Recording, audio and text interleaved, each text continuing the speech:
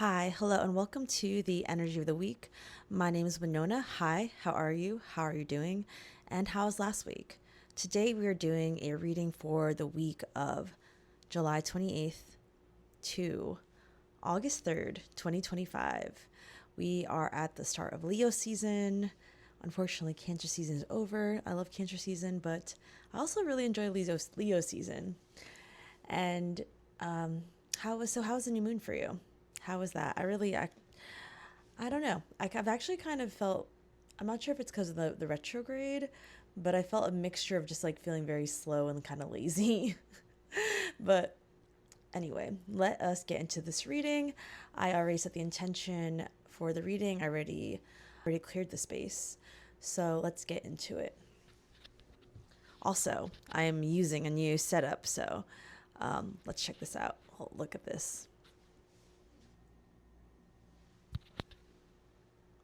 So, my new setup it is like the Osmo Mobile 7P, and now it kind of moves around. Not really sure why, considering most of my videos are kind of stationary, but it's like it was my birthday gift to myself to upgrade. Also, this little microphone,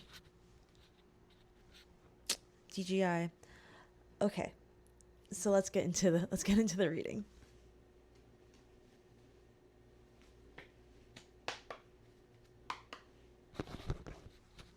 Okay, so what is the overall energy? What is the major focus? What we should focus on for this week?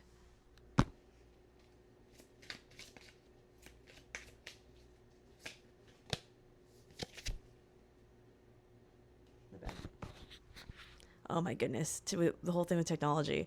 Why would I deal with technology, new technology, and during Mercury retrograde is beyond me. Uh, okay, so our card is prospects.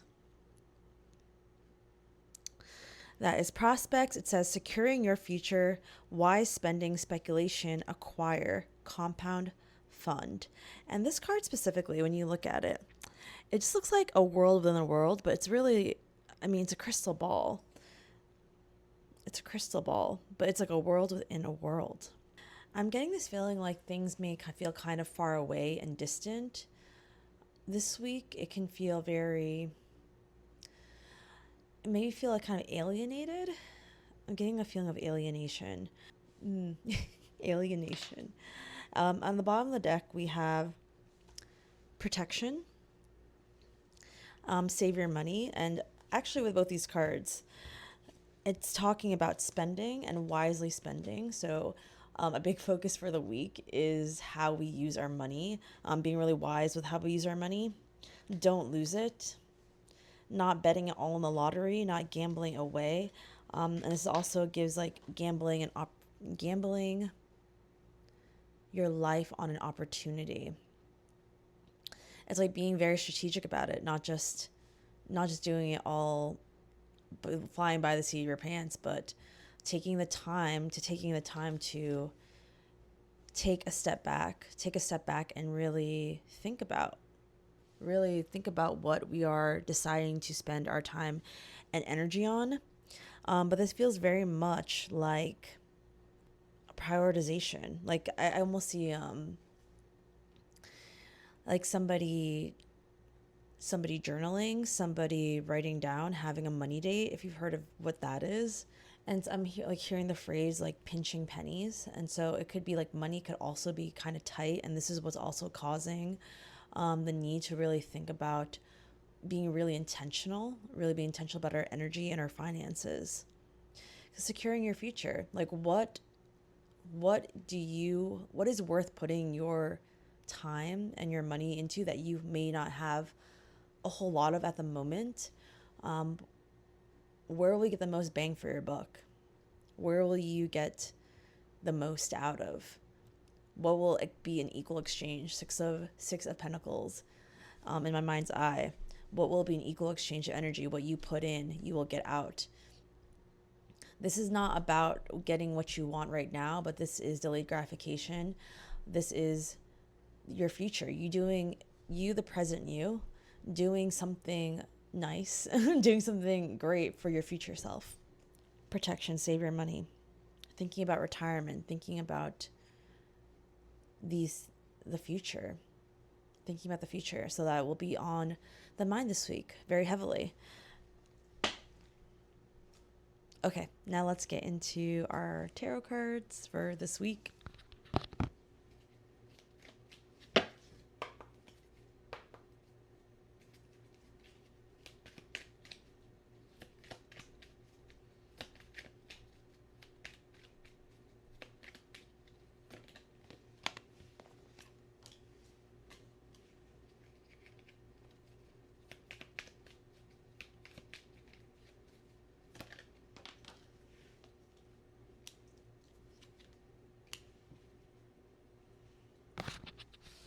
So I'm doing things a little bit differently this week with the reading. So I was doing it in the beginning, right? I was doing every day during the week, and then I broke it up into 3 parts.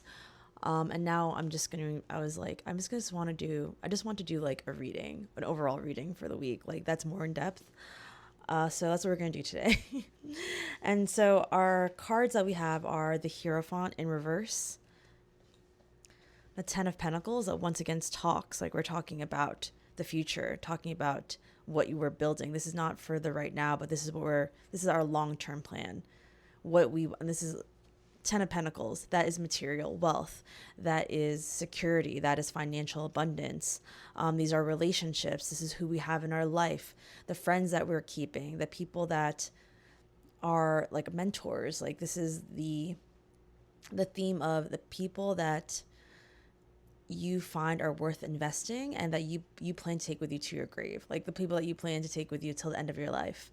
Who do you want to be surrounded by? So right here, Hierophant in reverse, Ten of Pentacles. We have the Empress. I felt like it was a little bit sideways. And then we have the Six of Cups.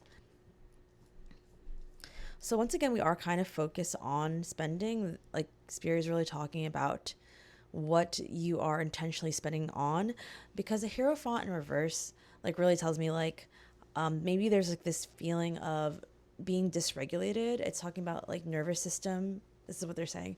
Nervous system dysregulation.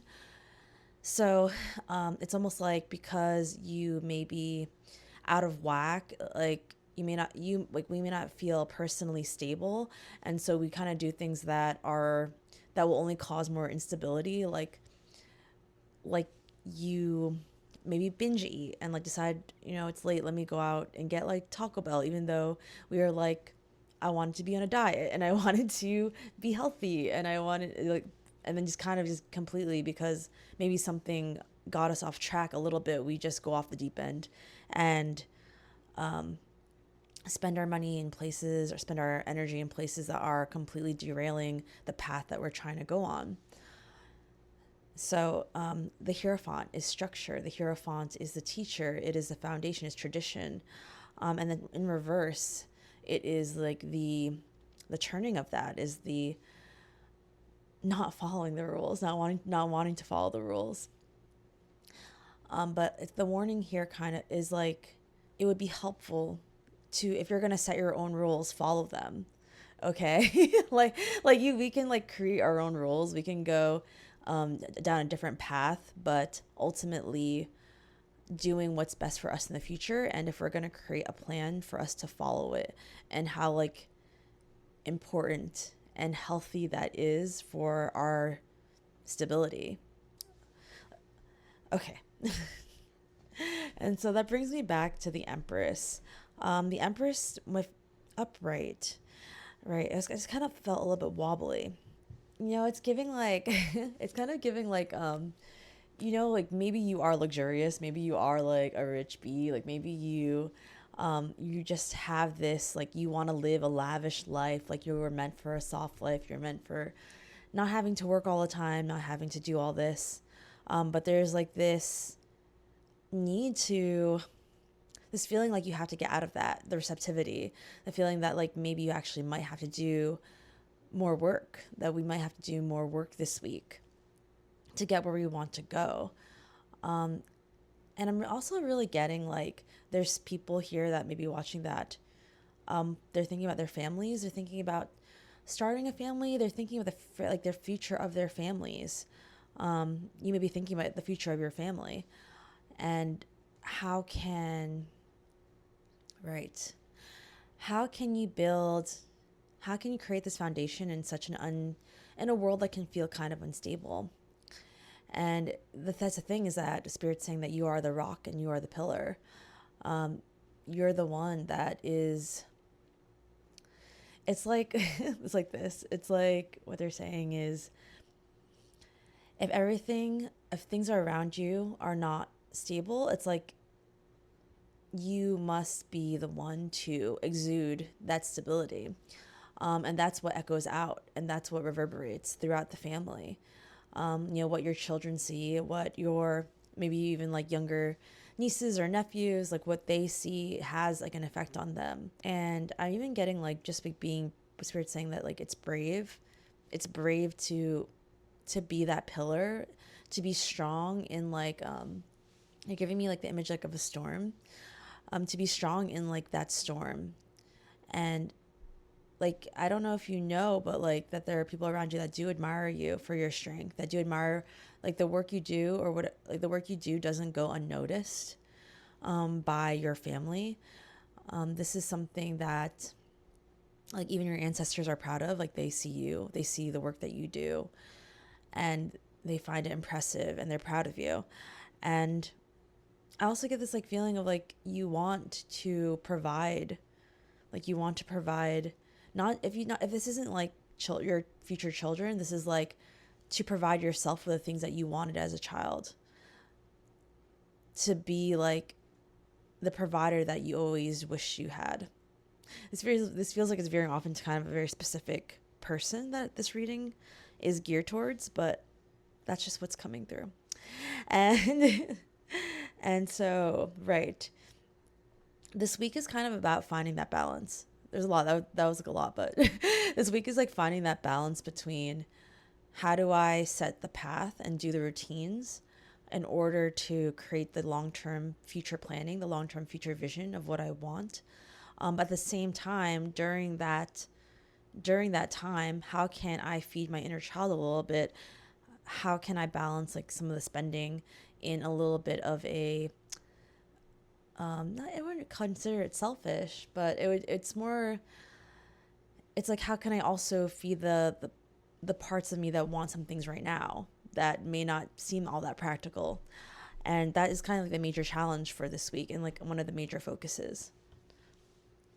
Okay, now advice, which we're going to use this deck again. Advice for the week.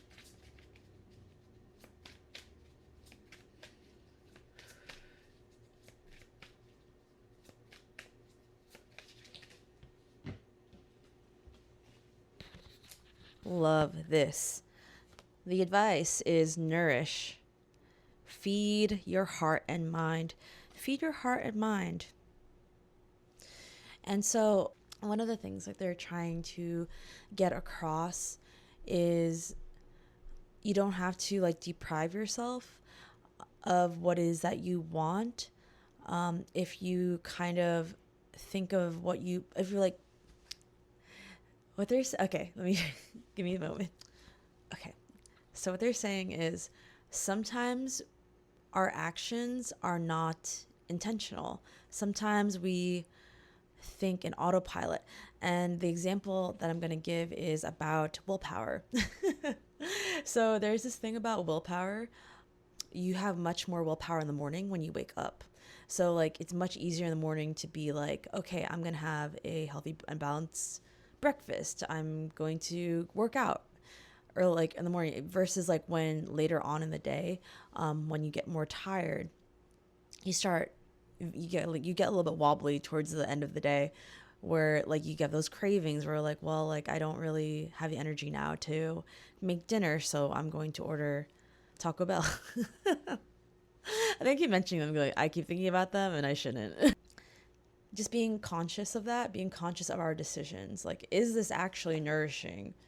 Like maybe I want it now, but like will I regret it? Like will I really regret it later? Like giving yourself some time to think about the decisions you make this week and how they contribute to the overall picture versus like a 5 second, like it feels good for like 5 seconds and then you feel regret or you don't really feel that great anymore because it didn't feel like sustenance. So focusing on nourishment, what tastes good, like does it actually nourish me? Does it actually fulfill me? Is it good for my heart and mind? Right? So right livelihood, best job, giving, satisfied, full life. And so that's what it is. The advice is to focus on what makes your life full, satiated, overflowing, versus just something that's a flash in the pan. So that is our reading for the week. I hope that helped in some way. I hope some of it made sense. And thank you. Thank you for sharing the sacred space and time with me. Thank you, Spirit. Thank you, the Divine, as always. And I will see you next week. Love you. Ciao.